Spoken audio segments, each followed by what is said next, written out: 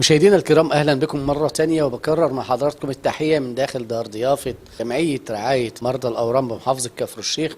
يسعدنا أن يكون ضيفنا وضيفكم أحد أبناء محافظة كفر الشيخ، الأيادي البيضاء، الناس اللي فعلا بتجري ورا الخير عشان تعمله وفعل الخير. وما شاء الله مش غريب عن أبناء محافظة كفر الشيخ. كفر الشيخ بتفتخر بيهم بأعمالهم الخيرة. الحاج حمود عيسى طبعا اسم معروف جدا ومعروف على مستوى جمهورية مصر العربية كلها تسمع هذا الاسم. نقول لحضرتك شكرا لتلبية الدعوة، وهتقول ايه لمجلس الإدارة اللي مقدم هذه الخدمة؟ والله اقول لهم ربنا يعينكم على اللي انتم بتعملوه، وعمل جيد وعمل كويس. كفر الشيخ كانت ناقصه حاجه زي كده، وانا لما جيت النهارده شفت الحاجه ديت انبهرت بيها.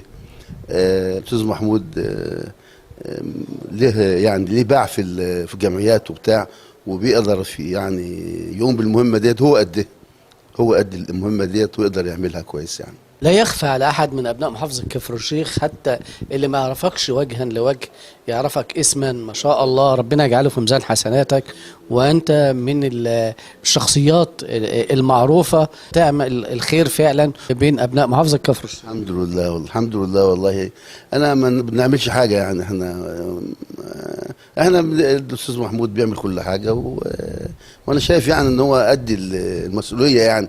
فاحنا يعني بنحملوه المسؤوليه ديت، وهو بيقدر يعمل كل حاجه. وانتوا اهل للخير واهل ذلك، وبشكر لحضرتك. حاجه كويسه يعني. الناس اللي بتيجي من بره ديت في مكان يلاقوا مكان، يعرفوا ان في هنا اهل البلد برضو يقدروا يعملوا الحاجه ديت كويس يعني. حاجه كويسه يعني. الخدمه بتقدم متكامله من وجبات وضيافه ونوم يعني بصراحه ما شاء الله. انا سمعت وكله بالمجان. سمعت فعلا ان هنا في اقامه كامله وكله مجانا، وتقديم وجبات وكل حاجه يعني كويسه يعني. فضل يرجع لله ثم لجهودكم انتوا فعلا. انتوا فضل لله ثم للاستاذ محمود توفيق، راجل خير وراجل طيب ويقدر يعمل كل حاجه يعني.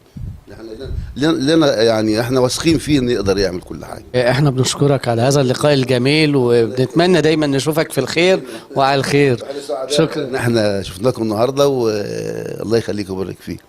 شكرا يا فندم. مشاهدينا، ده كان لقاء مع الحاج حمود عيسى، احد ابناء محافظه كفر الشيخ، اللي فعلا لهم باع في هذا المجال الخير وهذا المجال الكبير اللي فعلا أبناء محافظة كفر الشيخ محتاجاه.